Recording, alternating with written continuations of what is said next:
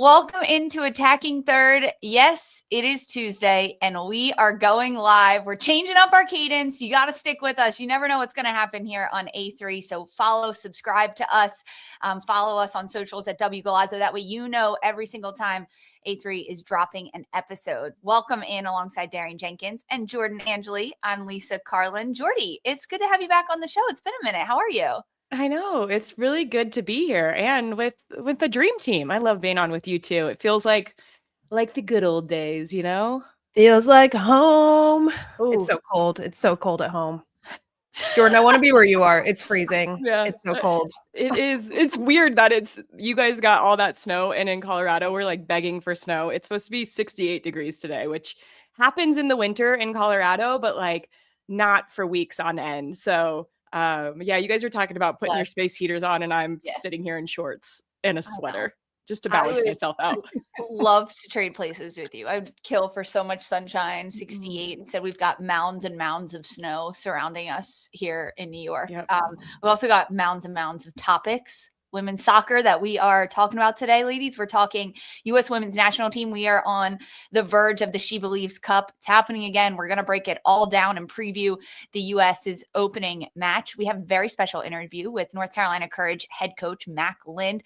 He's joining the pod. So if you've got questions for Coach Lind, drop them in the chat now.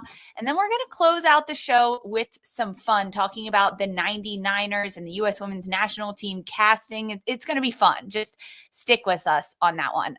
Thanks for hanging with us, whether you're listening as a pod with us on YouTube, watching on Golazzo Network, wherever it may be. Thank you for joining us. One thing that we cannot stop talking about off mic is Traders and all the reality television that we are watching, but specifically Traders. We go through our A3 meetings and this is what we bring up and this is what we want to talk about. So I wanted to bring it up with you guys. What U.S. women's national team players or NWSL players would be good on the show? Now, baseline Traders info, Darian, do you want to give like a 1 to 2 sentence about what Traders is? I feel like you're watching the show the most, all the seasons. You're diving in on it. For people that don't watch it, guys, if you're not watching Traders, get on it. You're far behind. Catch up. You need to be in the combos. You're really missing out. Traders is a game of deception. You have a team of faithfuls and you have a team of traitors, and nobody knows exactly who is who. It's all a secret. So there's 3 traitors who end up murdering people that try to make it at the end.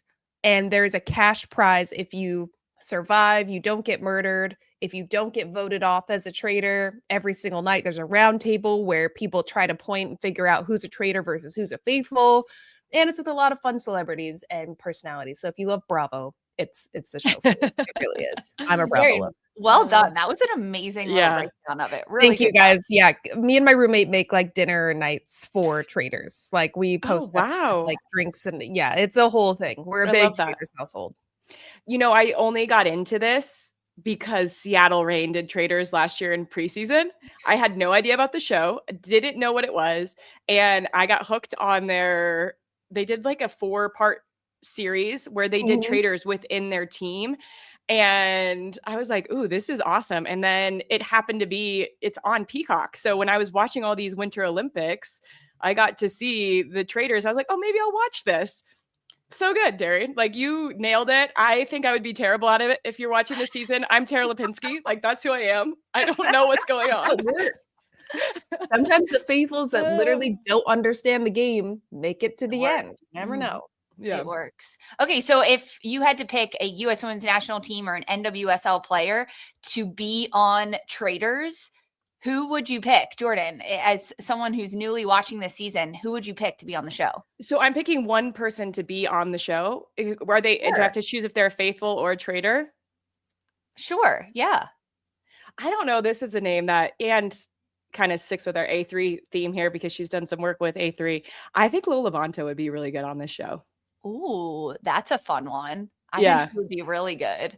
I don't know because Lo is such a loud personality and we love that. She'd be amazing TV, but I think the Traders would vote her off because she could corral a bunch of people. Like she's a leader. Maybe. In that sense. Yeah. Maybe, or they leave her because she's always saying something different and they're getting clues from what she's saying. I don't know, but that's the first name that popped into my head from NWSL that like, okay, maybe I think she might be able to do this. Yeah, that's not a bad one. I have one for you guys, a younger player too that checks both the boxes, US and NWSL, because I got to spend some time with this player this winter at World Sevens, Olivia Moultrie. I think she would be fantastic on this show. She plays games with her family. Like, so she's super into the games and she gets really invested in what she's doing. I think she's pretty good at adapting and going with the flow, but I think she would be really good at deception in traders because she's very analytically thinking, but she knows when to speak. She knows when not to speak. I think that Olivia Moultrie would crush this show. Ooh. Oh, this is tough. Yeah. That previous comment said Naomi Girma, and I think that that's a kind of a good shout because she's just so cerebral and she's like always seeing everything around the field, like kind of taking it all in, leads when necessary, but like kind of does it through her actions. I think that's a good shout there, Santos Gomez. I like it. Shout out to Santos. I don't know. I kind of think Carrie Abello would be a really good faithful. Carrie Bello would be really good faithful. She's very convincing. I was trying to think of maybe some former teammates. I'm like, Anna Morehouse. I don't think she's a good liar. She'd be a terrible traitor. See it. I'm really trying to think here. I'm running through my Rolodex. I know it's hard. You say someone like, well, they're a terrible liar, which is like a good thing in the real world, but in the show, it's not a good thing. I know. Love her to death. Terrible liar. So true. Darian, I think you would be really good on this show. I might do too much though and get voted off at like a round table. I don't know. If they asked you to do it, would you do it? 100%. No one's asking, but maybe they will one day. My name's out there. It's a yes. This is your plug right here, Darian. Hey, traders, get her on. All right, just put Darian only on the screen, and she can put in her audition tape. Oh, that's amazing, guys! Let us know if we didn't mention them in the comments. Tweet at us, send us stuff on social media. W Galazzo, who you want to see on traders. All right, guys, we got to get into some conversations here. SheBelieves Cup is coming up this weekend. It is 4 teams that are taking place in this tournament: Canada, Colombia, the United States, and Argentina. It all starts Sunday, March 1st. The U.S. will take on Argentina at 5 p.m. And then immediately following the match, we're going to have a recap for you live right here on A3. So join us. It's going to be a really fun competition. So let's talk about it. USA versus Argentina. Let's start with this match. Starting lineups, who you want to see. Front attacking trio up top. Jordan, when you were looking at the roster, looking at USA versus Argentina, throw some names out there, especially for the attacking trio up top that you want to see start for Emma Hayes. Yeah, I struggled with this because, well, it's a 3-game tournament, right? So you want to see different mixtures of different players.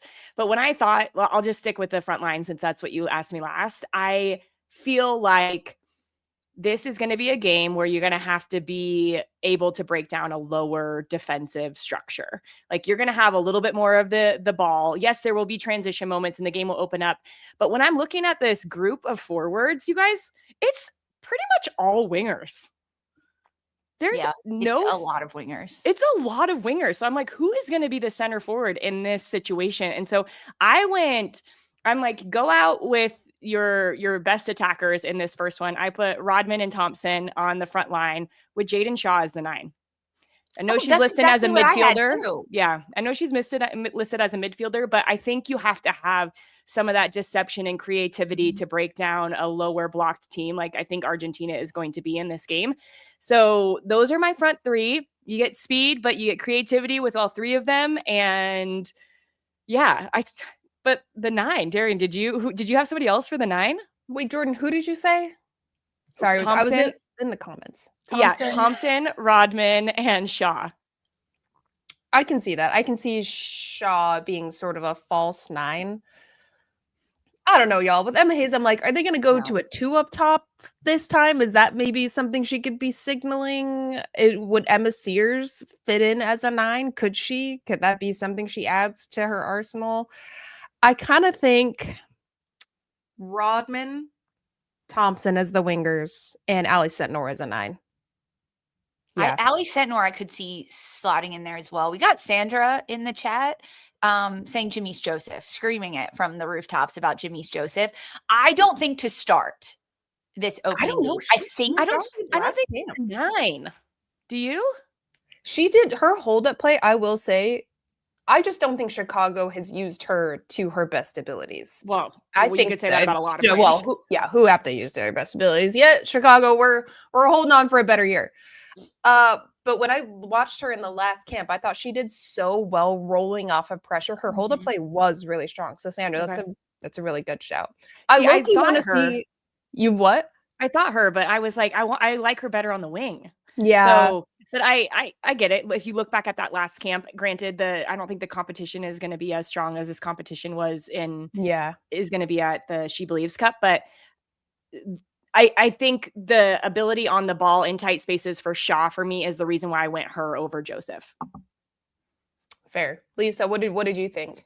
I had Shaw because I was looking at this front line saying they're all wingers who, I mean, right, there's players in this listed roster that of course can play the 9, including Ali Setnor, including Jamise Joseph, even Trinity Rodman, right? I would trust her at the 9, but it's not where they thrive and it's not where they excel.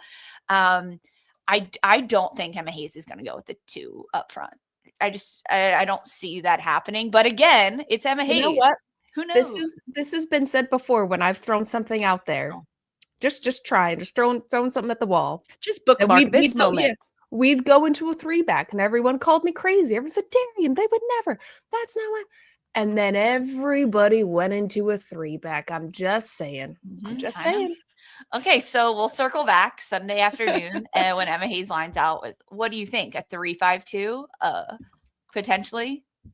Maybe. There's also a lot of center backs in this, in this camp, so I couldn't find a left back if I tried. So, I mean, Kate Wiesner, but I was like, anybody else? Yeah, so, yeah. I just think we can't ever predict what she's gonna do. She is in Emma Hayes, our queen. So I don't know. I feel like it could be a fun surprise in some way. And looking at the way the 3 different challenges that the US has with their opponents, I think it could be another wrinkle. Yeah. Who knows? Yeah, which I love to see. That's why they book this competition, SheBelieves Cup, with this 3 different styles of opposition that they'll get to play against. Okay, so it's a little hairy between the strikers and the defense. What about the goalkeeper position? There are 3 keepers called into this camp with Claudia Dickey, Mandy McGlynn, and Fallon Tullis-Joyce. Darian, for the goalkeeper position, is there one out and out that you're like, yup, this is going to be the starter? Hello, PTJ is in the house, everybody. I think when she's back, she's healthy. She looks so good in the WSL and the Champions League. She's driving that team. She comes up big even when it's a sleepy game. This is her position. I think she's proven it. I think this is another chance to fully solidify it. Is it laid and cemented? No. But I think if you're looking at the list of the goalkeepers, she gives me the most confidence when I think of going against big competition. I think consistently playing out of the back, her shot stopping, her confidence, how much she's grown in the last year since she's been consistently called in. I think it's her. If you're saying that goalkeeper position is not set in stone to be Fallon Tullis-Joyce's, who is the most likely goalkeeper to take her spot or to challenge PTJ for that number 1 role? Probably Claudia Dickey. Jordan, you agree? That's who I have Dickey starting this game. I think, well, the hard thing is the competition. Like I want goalkeepers to have a hard game. I really do. I want them to be challenged. I want them to have to stop shots. And I think this Argentina game, although I'm not saying it's going to be easy because it's not going to be easy, it is not going to be I think Canada is going to be more difficult. And I think the Colombia game is going to be more difficult. So I would like to see Dickey play in one of those 2 games as well. And I don't know, does Emma give a goalkeeper each a game?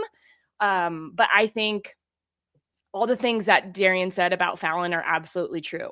But the rise of Claudia Dickey last year and how she really honed in on so many little things in her game that allowed her to be consistent and really game saving for the Seattle team in a lot of different situations. I think she's going to say, all right, I want to I want that first spot. I want that to be me and not Fallon. And I think between those 2, it might go back and forth for a little bit. That's the thing with a lot of the competition that the US plays against.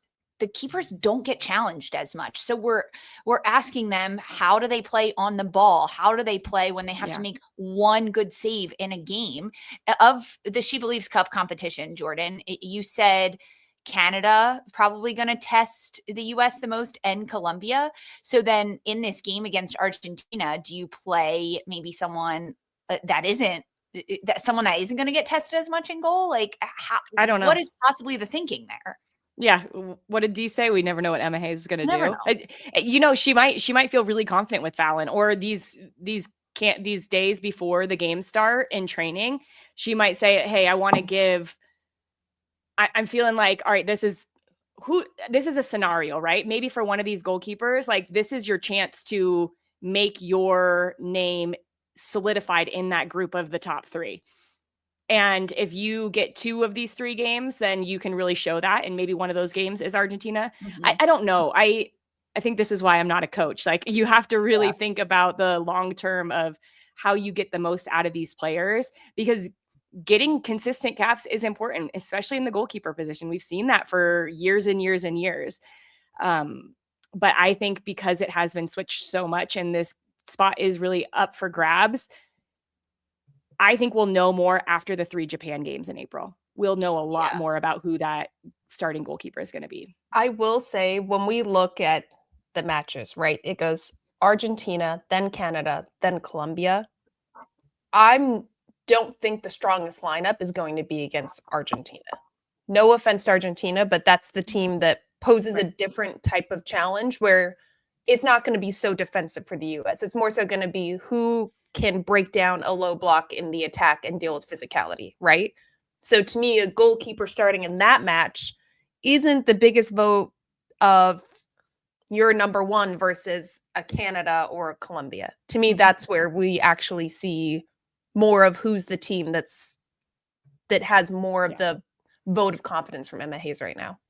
Yeah, but do you also want your goalkeeper to go into that Canada game saying, hey, I got a game under my belt, I'm feeling confident, and now I can go? You know, I think that those are the challenges of a head coach, and trying to figure out what that balance is.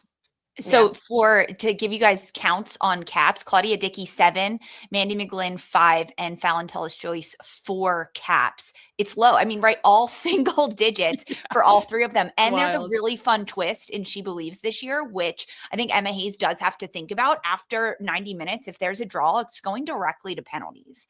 So you also have to think about that from the goalkeeper position, because they want to win, not of course every game, but they want to win She Believes. So this is their tournament on their home turf. This is needs to be a must win for the United States. So even though you're going into this match against Argentina thinking, okay, we're probably going to control the ball a lot, we're going to have to work out of a low block, you still have to win at the end of the day. And that could potentially come down to penalties depending on who you're starting up top. Because I also think in terms of the field players, you could put on young players and see how they deal with the adversity of a low block against Argentina and the physicality of it. That's going to test them, right? You know, some of these veterans are going to be okay with it, right? Lindsay Horan in the middle and Rose LaBelle, they understand what it's like to go against a low block. They've done it for years with the U.S. women's national team. So throw in Riley Jackson, Claire Hutton. How do they handle a low block against Argentina? And can they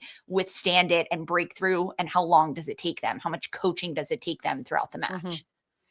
Lisa, that's pretty good. You just got to the last line that we hadn't talked about, which is the midfield line, and threw a few names in there. So now we talked about the whole team and what we want to see.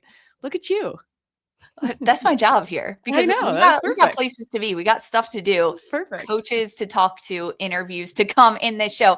Anyone else in the She Believes first game that you're like, I absolutely want to see them? Anything we're missing? This is it. Final thoughts on the U.S. before we jump to break. You know, I'm excited to see our girl Lily back. I'm excited to see Jamise Joseph. I want to see Maddie Darlene actually get some more minutes and see what she can do with this side, because I think that's a big nod from Emma Hayes to bring her into this. I'm just excited. We never know what to expect. It's Emma Hayes. It's the best. Yeah. Yeah. I want to see Claire Hutton get some more time and more minutes and continue to grow in this roster with the people around her. I love watching her play. And I think every time she gets called into camp, she develops a little bit more. She adds one more tool to her arsenal. And for Hutton, this is going to be a big year for her to step up and really push to make that World Cup roster in 2027. And it starts right now for Claire Hutton, in my opinion. Yeah. I like that one. All right, guys, stick with us. We've got a very special interview coming up. North Carolina head coach Mak Lind is joining the show. Drop your questions in the chat and stick with us. We'll be back after this quick break. This is European soccer's biggest stage. Written in the stars. What a difference she has made. The question is, can you handle it? Can you handle it? The crowd here feels electric. Stream every match of the UEFA Women's Champions League on Paramount+. Hey everyone, welcome back to Attacking Third. We are pleased to be joined now with a very, very special interview, his first year in the NWSL, the North Carolina head coach, Mak Lind. Hey coach, welcome into Attacking Third. How are you? Thank you, I'm good. How are you? I am good. We are so excited to chat with you. You're new to the NWSL, new to North Carolina. How are you getting settled in Cary in North Carolina? How is the move? Wow, it's a lot to handle. At the same time, moving with the wife and 4 kids. I have 4 daughters, so it's gonna take us a while to settle in, but so far, so good. Oh my gosh, 4 daughters. Are they loving being around the team and just this kind of new life that they have over in the States? They are a big fan already of the team. I have the oldest one is 16 years old and already find the way to Instagram and follow players and see videos. So she's a big fan already. Yeah. Coach, welcome to the league. We're really excited to have you in NWSL. And I just saw a video actually of your family meeting the team for the first time. And someone within your family said, if he gives you any problems, come to me. Who was that with that good attitude there? That was Diana. She's 14 years old. And yeah, she reminds me a little bit of myself. So yeah. How important has your family been in this journey of coaching that you've had over these years? Very important. As I said, I have 4 daughters. The oldest one is 16 years old, and she was born with Down syndrome. And if you know what it is, she has been amazing during these years, because I thought that when we had her, it was a challenging time, but at the same time, I understood that I built my leadership early age, learned how to understand people are different, and different is good. To handle different personalities, and yeah, so they are amazing. They are big fans of the teams I'm coaching, and they are on the journey with me together.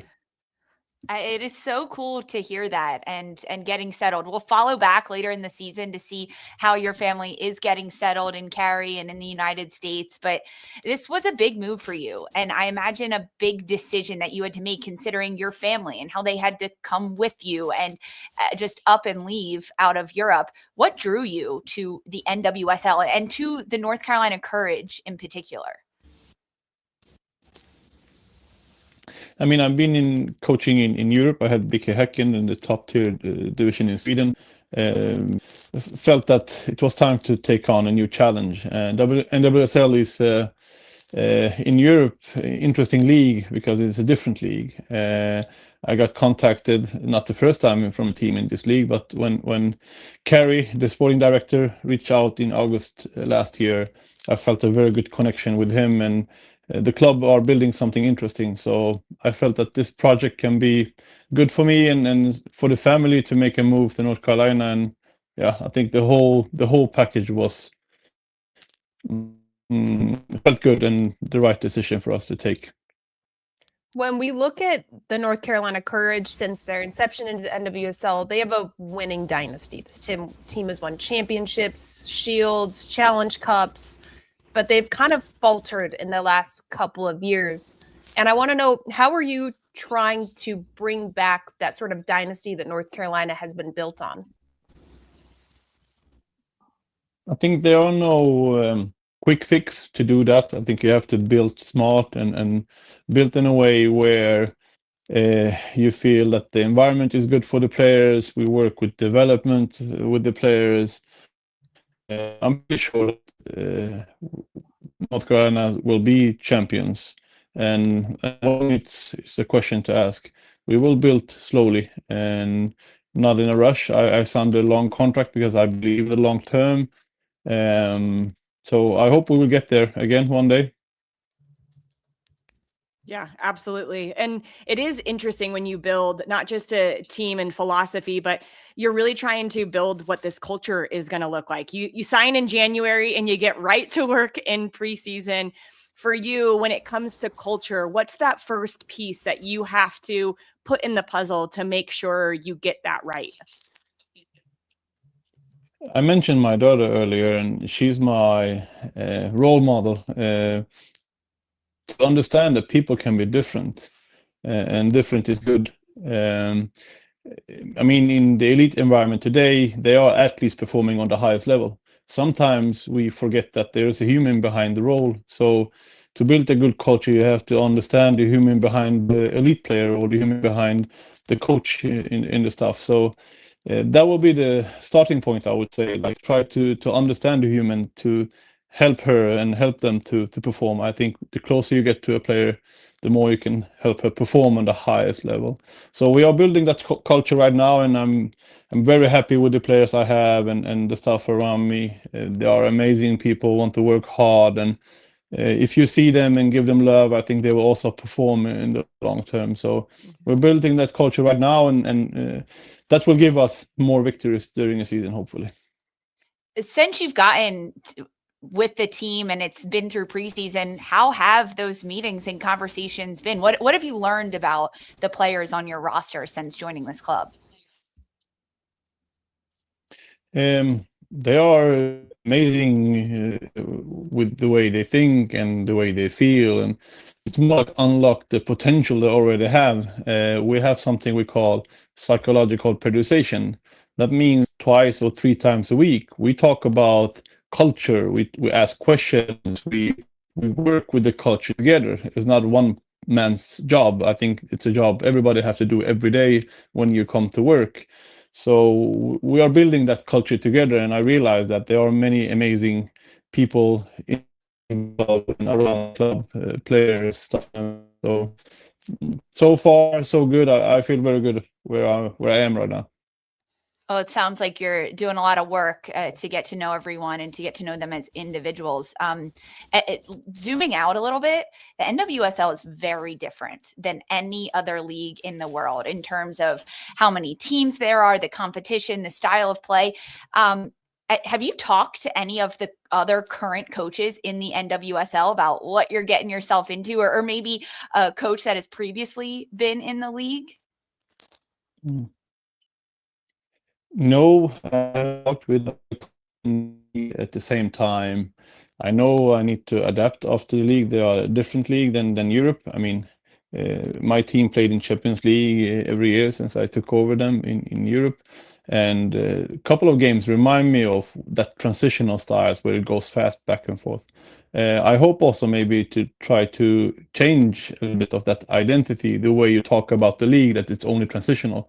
I start to see already now it's much more tactical skilled coaches coming to the league and trying to change that a little bit and develop that part of the game. So I hope I also will contribute to not only to North Carolina but also to the league, to try to take steps and be even more competitive, even more technical, tactical in the style of play, but continue built on what's already within the league, which is amazing.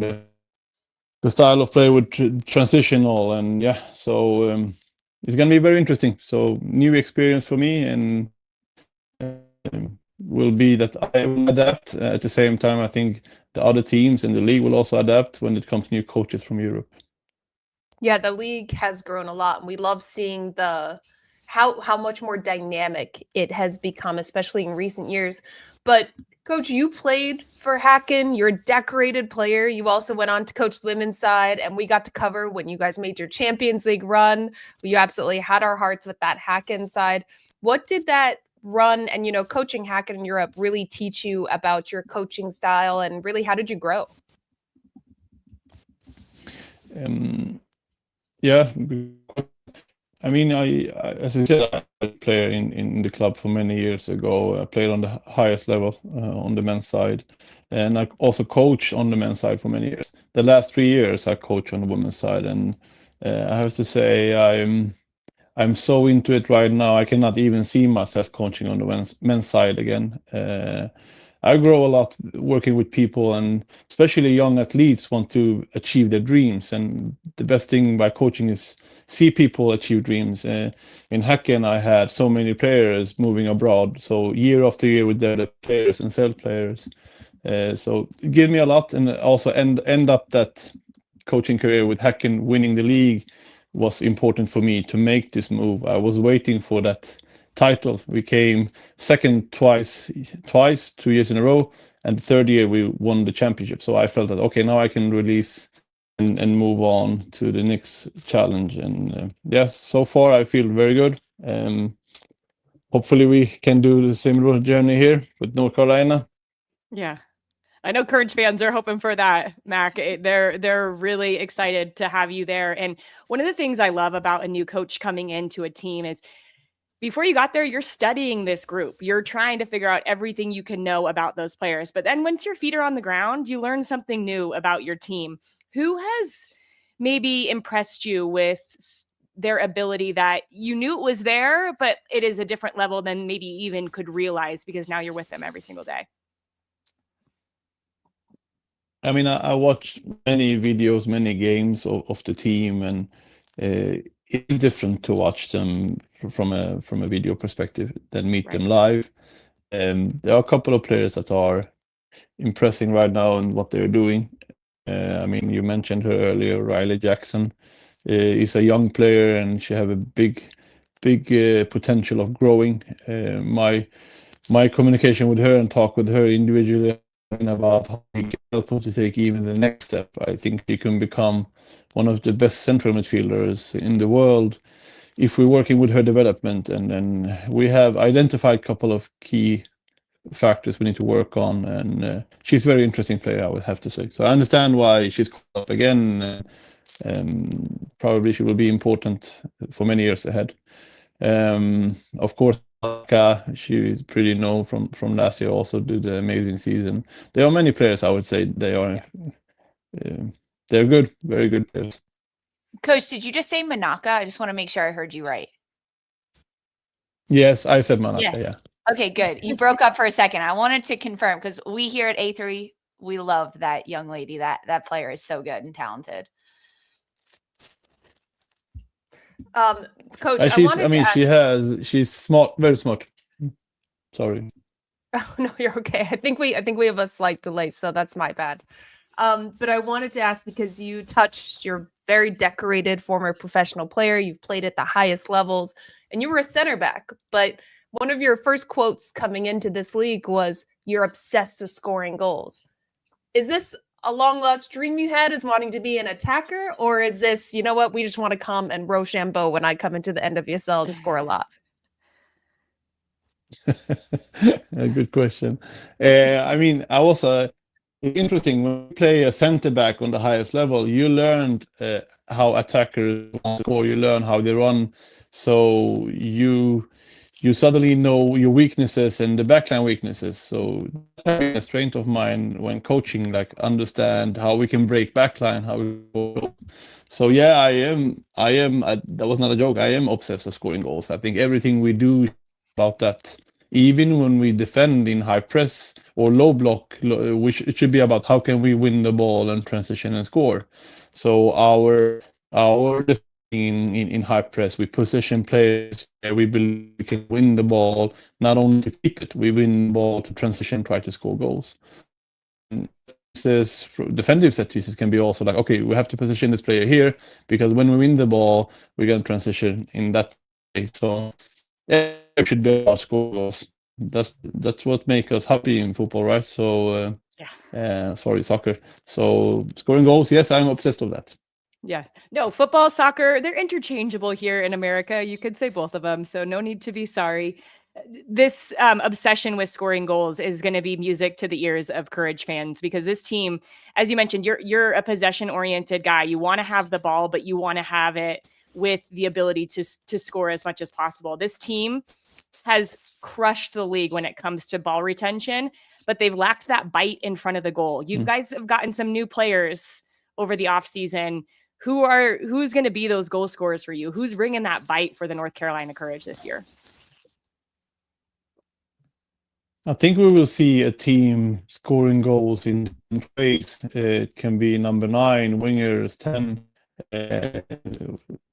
I think we will divide the goals between a couple of players, and you have Evelyn EJ and you signing number 9, a Swedish national player, used to score goals. She will be important in that, of course. I think Ashley Sanchez will be a dark horse. I mean, she's known in the league, and but she has been doing very well in the preseason. I'm impressed of the way she's taking her role within this team. Yeah, we have many players. Manaka, I can mention many offensive players. I believe will score goals and do points for us. Can't give away all your secrets. I right? have to say we will divide the goals. Yeah, I have to keep a little bit for myself. Coach, you've told us a lot about the type of coach you are, the style you bring, how you want to get to know your players on and off the field, and to look inside what preseason at North Carolina has looked like. So thank you, because this is making the fans excited. It's making us as media excited to cover this team this year. But before we let you go, we got to know you as a coach and on the field. I want to get to know you off the field. What are you into outside of football? What do you have any hobbies, anything you like to get into, anything that gives us a little hint inside of who you are outside of football? Wow, that's a good question also. I have 2 passions in my life. One is football, and the other is my family. So when I'm not with my family, I work with football. When I'm not doing football, I'm with my family. But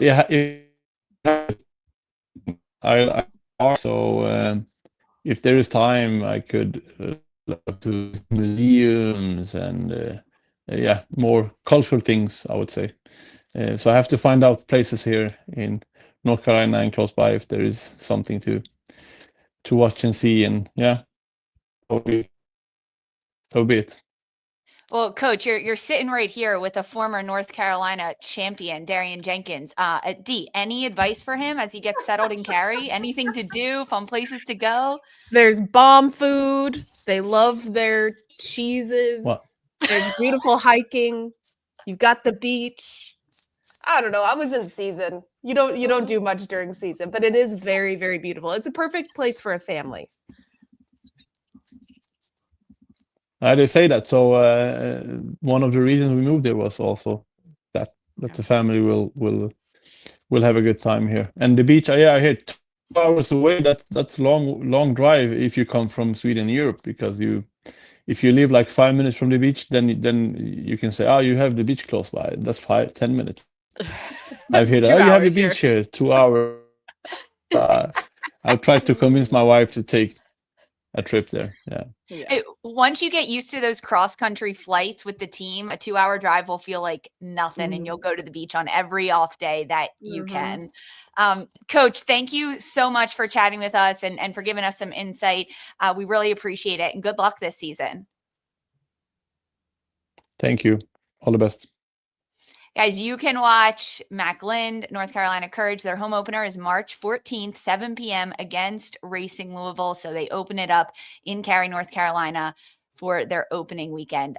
It was a little tough to hear him at times. The connection wasn't fabulous, but it was pretty cool to hear him talk about, he seems so passionate about this team and this club and coming to the NWSL, which is really refreshing to hear. Yeah, it was sweet. I also, guys, he's so sweet. Like, he's such a family guy.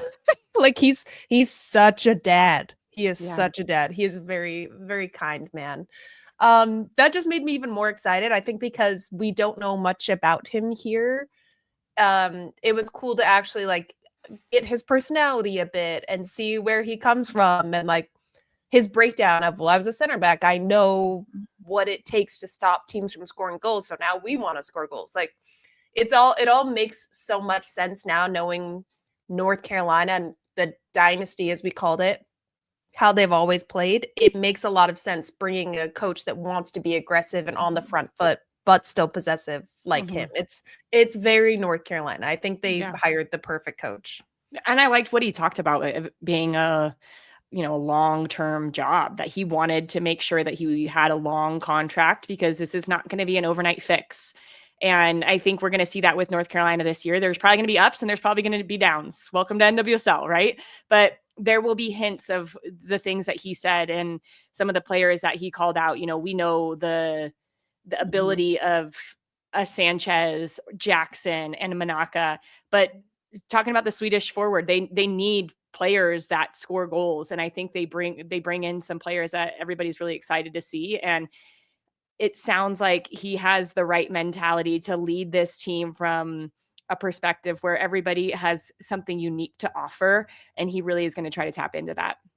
I feel like as the season goes on and we get to know him a little bit better and he gets to know the league a little better, he gets to know us a little better, we might get some good dad jokes out of him, especially in like coaches calls. And I could see it there. We could see his personality shining through.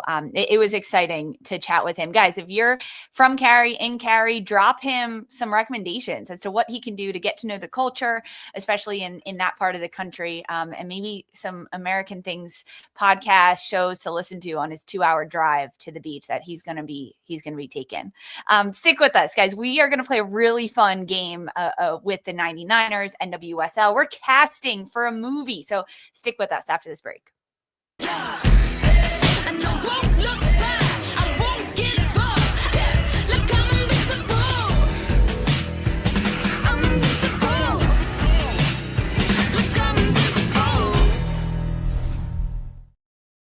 So what are the North Carolina cheeses? I'm sorry. There's one. No shade to North Carolina. I am such a city person. It was not my particular cup of tea. I came from LA. It was just like, oh my God, everything's so far. But I remember there is one cheese that everywhere you went to order food from, they had it slathered in that damn cheese. And I'm lactose intolerant. And I was just like, everything does not need this freaking cheese on it. You put me on the spot. I was like, oh, wow, North Carolina, what did I do? All we did was run and we never went outside. Cheese. I put it in the comments because I can't remember. Somebody let me know. What is the cheese? It's like very bright color with red flakes in it. Like I'm looking it up right now. Like a pimento cheese? Pimento cheese? No, not pimento. Oh. Well, I'll gosh, circle back. So funny. Yeah. Well, the chat, let us know what cheese she's talking about. That is so funny, Darian. That was hilarious. All right, guys, welcome back to A3. Just a little cheese detour right there. The 99ers is coming out. It's being casted right now. It is a series about the U.S. women's national team, famous 1999 World Cup winning team. The filming is set to start in March, so we've been getting little nuggets of casting. Last week, it was announced that Emily Bader is set to play Mia Hamm. So big stars in this one, and the team is going to be represented by players. And we thought that we would have some fun here at A3 and cast current NWSL players into the roles of famous 1999ers. So if you have your own thoughts, drop them in the chat. We might throw them into the conversation. I had so much fun with this task, trying to match up players and what we could do. Jordan, I know you said you had a lot of fun with it too. Yeah. So I'm going to let you kick this one off. We have to start with Mia Hamm, the beauty, the darling of this team that led them, that was the face of the 1999ers. Who compares to her in the NWSL? Who are you casting as Mia Hamm? I'm going for like Mia Hamm when she was up and coming, like the young one on the national team. I'm going Emery Adames for Mia Hamm. I think this is a pretty good casting. Forward, creative, speedy. I think Emery Adames would be great. Ooh, I'd like the way that your mind went with this. I went with Ali Setnor. I was like, they're both smaller frame, like powerhouses. Hell, I'll take a shot from anywhere. Watch me score this banger.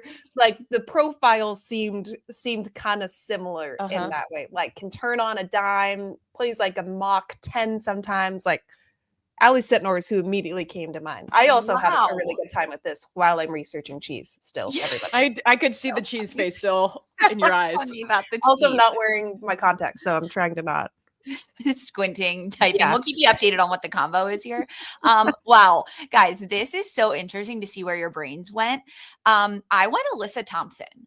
I went another young player that prolific goal scorer, but also Mia Hamm was thrust into the spotlight and not necessarily like wanted it. She took it and she became the face of the team. But I feel like that's kind of Alyssa Thompson. Like she will take on that role, but also like doesn't need to be the center of attention, but can score the goals and can do a lot of things. Are we just doing soccer players or are we doing NWSL? Because I think you cheated there. Oh, you're right. LA Angel City fans are still mad that you cheated. They're I'm like, sorry. we wish she was still on our team. I did cheat with that one. Okay, but fine, I'll give it to you because it's a pretty good casting. It's pretty good. I just like that. Keep forgetting that she went to Chelsea, even though I know she went to Chelsea. I watch her all the time with Chelsea. Okay, wow, that was a fun one though. Okay, Jordan, you want to take another one? Yeah, I'll take a player and go with them. Yeah, well, you got to go iconic, right? Brandi Chastain. She will forever be known for what she did after scoring that last penalty in the game. I'm going Avery Patterson for Brandi Chastain. Just a workhorse on the outside, a forward converted to an outside back. And yeah, I don't know if Avery would do the take off the shirt celebration thing, but besides that, I think she'd be a pretty good casting there. I like that. I went with Riley Tiernan. Oh my gosh, Brandi. Guys, this is so fun. I never thought of either of them. This is amazing. Yeah, I went with Riley Tiernan. They're tall. They're spunky. I think Riley Tiernan would be somebody that would celebrate in some iconic way. Like as she grows into her pro career, she's got like kind of that badass aura that Brandi Chastain has. Yeah, I went more based off of aura, not like. Wow, I went off of aura too, D. I went off of aura. I'm going Lola Bonta because the Selly Queen, I feel like just gives the same vibe as Brandi Chastain. That is loud and energetic and Hollywood party animal in the locker room. Yes, I'm going. That's what they used to call Brandi, Hollywood. So Lo gives a little bit of that. I said she would be on Traders, so I have her for someone else. Would be good on Traders. I have both Tiernan and Lo for somebody else, for two other players. Oh, you do? Interesting. All right, Darian, you wanna take the next one for us? Yeah. So Bryce Scurry, I thought iconic, can be reserved, but also I just know both of these players' personalities, well, former player and current players' personalities very well. So I went with Abby Smith. Me too. Iconic, such good shot stoppers, goofy when you know them, but present much more. And really sweet people. Formal. Yeah. Very, very sweet.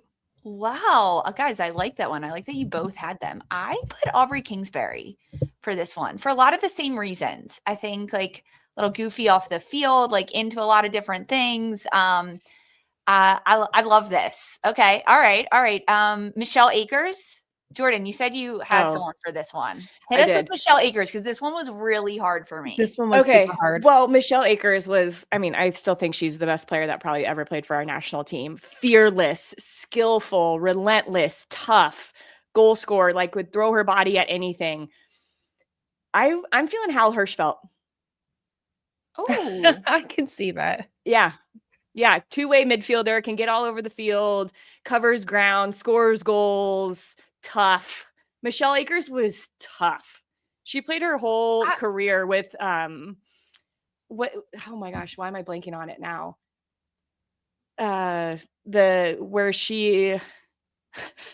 It's a syndrome where you're the fatigue syndrome. Chronic fatigue. Sorry. Played her whole career like that. Like she played through the toughest of days where she had no energy at all. Like she's just a tough player. And I think Hal Hirschfeld's pretty tough. Yeah. So I'm going there. I would She'd have agree to get a that perm, but it's fine. It's fine. I think Hal Hirschfeld's a really good one. I think that it's to me, it was really hard to cast Michelle Akers because the game is so different now. And players are treated so differently in terms of like they're taken care of, and they have a little bit more at their exposure to treat chronic fatigueness and to not have to go through as many tough things as Michelle Akers had to. I think Hal Hirschfeld's a really good one. I didn't have anyone for this because I was stuck on Michelle Akers. I was stumped too. I actually didn't have anybody, but now that I'm kind of thinking about it, like workhorse, good on both sides of the ball, has a crazy engine. Hatchie can be that. I know we're center forward 9. She can be that. I don't know. It's Right, fine, everyone Darian. needs This is her. There's all, no bad it's just- casting. there's no bad. She It's has all a good. chance at playing the role if she wants it. Yeah. Speaking of work rate, let's go Julie Foudy. Captain of the team, leader of them, personality, but good on both sides of the ball, a little bit more defensive minded. You got one, Jordan? You're smiling, you're nodding. You got one for Julie Foudy. I hinted at this earlier. I think this is Lola Bonta. Yeah, that's a good one. Yeah. Also, personality wise, it kind of Yeah. You know, Julie was always out there with her. You know, she had her video camera all the time. She was the personality, the spark. She still is bringing it in what she does in broadcast. And I think Lo has a lot of that energy and really good defensively, but can add to the attack with a goal every now and then. That's really important to both what they do. So I'm going Lo. I went less personality on this one and more just on the field, which is so backwards because Julie Foudy is like Miss Personality, especially of this team. But I want Sam Coffey. I think is like reliable, dependable, defensive side of the ball, but like can get into the attack and contribute more like playing style wise as Julie Foudy. I had Sam Coffey / Haley McCutcheon. Oh yeah. I felt like Haley McCutcheon would have been in here. That's a good one. I think Haley is low key a bruiser on the pitch, but like you kind of forget that she is until you like go against her. You're like, damn. So to me, she was kind of similar to Julie Foudy in that way, and she's underrated, very funny. So that's a compliment. Yeah, it is a compliment. I like That's that. a compliment. Well, speaking of defenders and center backs, let's go Carla Overbeck. We got some people in the chat too asking for Carla. D, did you have one for this that jumped out at you? Shout out to Kaylee Kurtz. Yep, Yeah. that's where I went with this. Our captain, Iron Woman, consistency, great at playing out of the back, great at the big tackles. Yeah. That one was easy to me. That was probably the easiest one. Whoa. I went Tierna Davidson.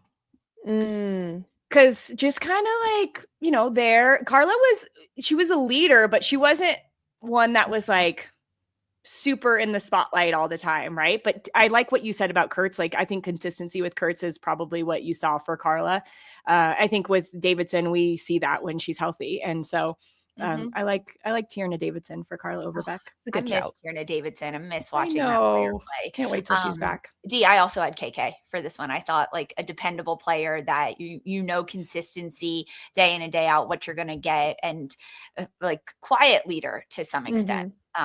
Okay, Christine Lilly. These are so fun, guys. Okay, Christine Lilly. This one a little tricky for me, Jordan. Ooh, really? I had to think about this. I went with the lefty. You got to go with the lefty for Lil, and it had to be Rose Lavelle. Ooh. Okay, so this one was hard for me. I really had to think about it, and I went with Mallory Swanson. A goal scorer, someone who can use both feet and play in different roles, and so I went with Swanson. But I had to think about that one. One of my harder ones besides Michelle Akers. This one was tough too because wholly dynamic. I was trying to find someone a little similar, not a lefty, but Kennedy Fuller, Angel City.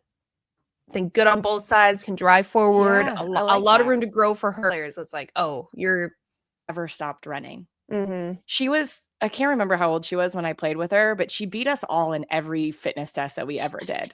And I'm like, this isn't fair.